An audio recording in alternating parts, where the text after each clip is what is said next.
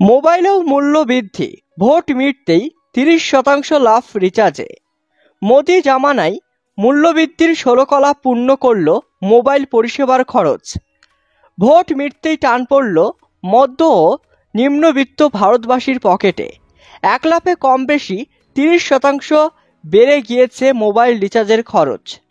ডাল, আটা, আলু, পেঁয়াজ, টমেটো জাতীয় নিত্য খাদ্যপণ্যের মতোই মোবাইল এখন হিংস্রভাগ ভারতবাসীর কাছে অত্যন্ত জরুরি। ব্যাংক, আধার বা যে কোনো সরকারি পরিষেবার মোবাইলে আসা ওটিপি দেখাতেই হবে। 3 জুলাই থেকে অগ্নিমূল্য কার্যকর হয়েছে, যদিও তার আজ আগেই টের পেয়েছে আম জনতা।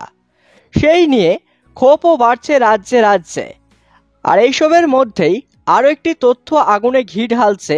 জানা যাচ্ছে শুধু জিও, এয়ারটেল এবং ভোডাফোন এই 3 বেসরকারি কোম্পানির গ্রাহকদের পকেট থেকেই সংস্থাগুলির বছরে বাড়তি আয় হবে প্রায় 35,000 কোটি টাকা।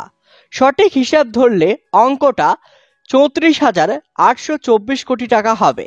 কেউ কেউ অবিশ্বাস্য সরকারি মোবাইল পরিষেবা বিএসএনএল বা এমটিএনএলে ফিরে যাওয়ার চেষ্টা চালাচ্ছে। তবে তার নেটওয়ার্ক সন্তোষজনক না হওয়ায় আরও এক টানাপোড়েন তৈরি হয়েছে।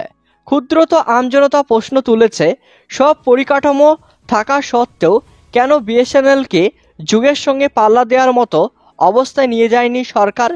বিকাশ কি শুধুই সরকারি সংস্থার? আমজনতার এই প্রশ্নেই রাজনীতির দরবারে এনে ফেলেছে কংগ্রেস। অবিলম্বে মোবাইল খরচ না কমলে আন্দোলন যাওয়ার হুমকি দিয়েছে শ্রমিক সংগঠনগুলি। কত সংখ্যক ভারতীয় এই আকাশছোঁয়া মূল্যবৃদ্ধি ধাক্কা খেয়েছেন তা রিপোর্ট বলছে। গোটা দেশে মোবাইল ব্যবহারকারীর সংখ্যা 119 কোটি। এর মধ্যে সবচেয়ে বেশি গ্রাহক মুকেশ আম্বানির কোম্পানিতে। জিওতে 47 কোটিরও বেশি মানুষ।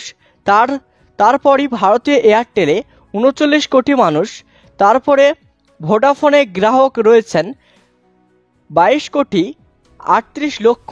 এই 3 কোম্পানির দখলে বাজারে 91.13%। সরকারি সংস্থা বিএসএনএলে এবং এমটিএনএল দুটি মিলিয়ে মোট গ্রাহক 10 কোটি 22 লক্ষ।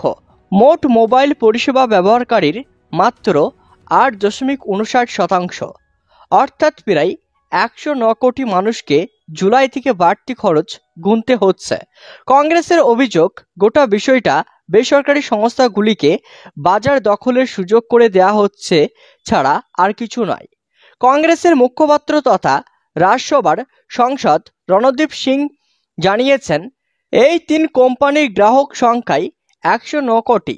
এর মধ্যে নানা প্ল্যানে জিও খরচ বাড়িয়েছে 12 থেকে 27%, এয়ারটেল 11 থেকে 21%, আর ভোডাফোন 10 থেকে 24%। জিওর সিম ব্যবহারকারীদের মাসে গড়ে খরচ বাড়ছে 30 টাকা থেকে 51 পয়সা, এয়ারটেলের 22 টাকা 68 পয়সা,